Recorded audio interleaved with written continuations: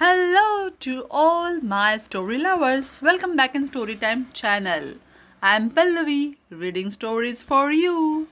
Now today's story name is Krishna the Master Strategist and Jarasandha. Brihadratha, the ruler of kingdom of Magadha, was married to twin princess. A long time passed and yet Brihadratha was not blessed with any children.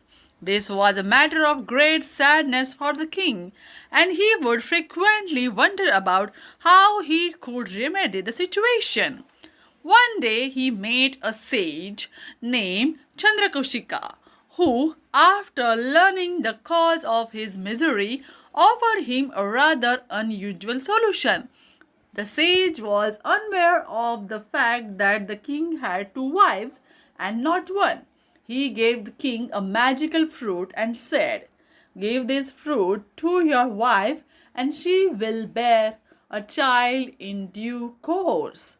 The king felt that it was unfair to prefer one wife over the other, so he cut the fruit into two halves and gave one half to each of his wives.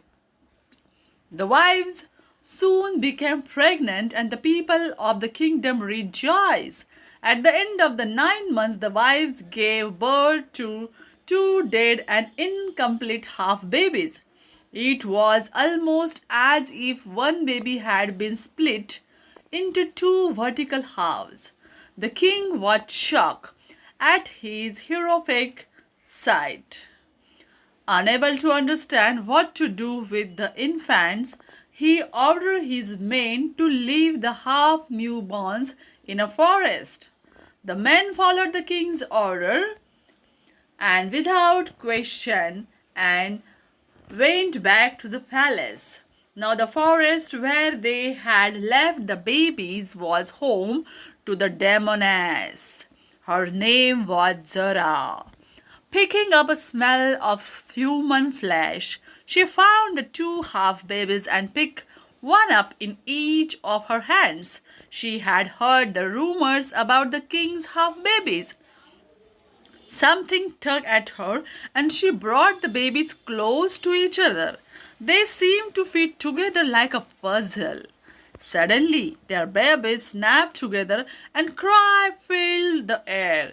She had a live infant in her arms. Zara could not bring herself to eat the newborn and went to the capital to meet the king and return to the princess. She told Brihadratha about how the two lifeless bodies had fused into one. The king couldn't thank her enough. He said, "I will name him Jarasandha, and or one joined by Jara in your honor." Jarasandha grew up to become an influential king, just like his father. Unfortunately, he was also very ruthless. His ambitions and merciless nature contributed to the expansion of his father's kingdom. As a result, he also developed a network of powerful, unscrupulous allies and friends such as Shishupala of the kingdom of Chedi. The royal astrologers advised Jarasandha that if he imprisoned and killed 100 kings, 16,000 young maidens, it would help him conquer and occupy many more lands and elevate his status to that of an emperor. Jarasandha wanted to become famous as the emperors of Hastinapur with the help of his friend. He managed to capture 16,000 young women over the years. Meanwhile, his own twin daughter Asti and Prapti were both married to King Kamsa of Madura. When Kansa was killed by his nephew Krishna, Asti and Prapti returned to their father. Furious, Jarasandha promised to avenge his son in law's death and Krishna became his sworn enemy. He marched to Mathura, Krishna's home at the time, with a large army. Krishna, aware of his enemy's might, told his subjects to run away from Mathura with him so that they could establish a new kingdom elsewhere. Everyone, including his devotees, advised him against it. Running away is an act of cowardice, they said. It is your duty to fight for our land. If you flee now, the history will always remember you as a coward and not as a statesman. It doesn't matter how people remember me, said Krishna, smiling mysteriously. The fact is that we are sure to lose against Jarasandha's massive army and the troops of his allies. I would rather be referred to as a coward than send my people to certain death. Krishna took his subject to a land near the sea and established a new kingdom called Dwarka. Jarasandha reached Mathura, but a little too late. There was nobody left in the kingdom. In frustration and anger, Jarasandha burned the capital and went back to his kingdom. Still bent on revenge, he then approached his friend Shishupala, who was also Krishna's cousin. Jarasandha had a devious plan in his mind.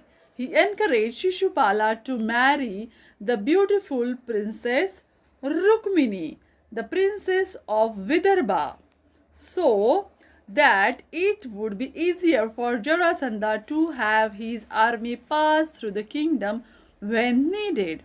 Unfortunately, the plan failed because Rukmini fell in love with Krishna and married him instead.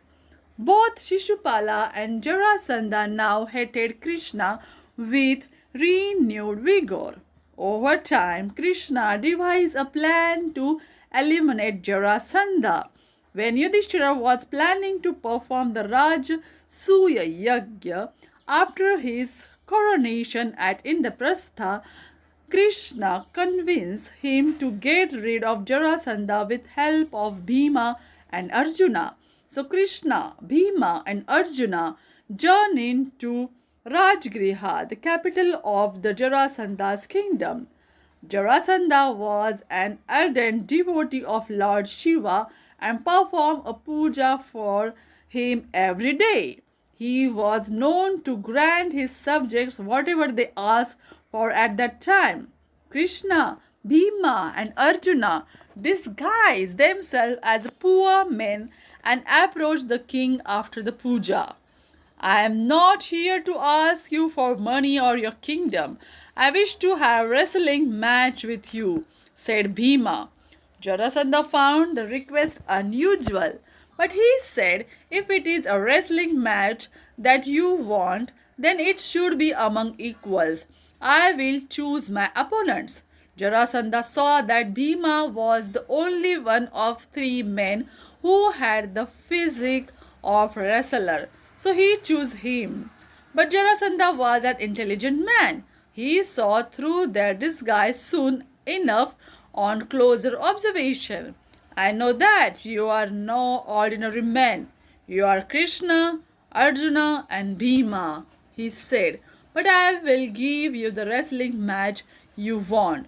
I will defeat Bhima first and then think of what to do with the others. The wrestling match went on for 14 days from sunrise to sunset.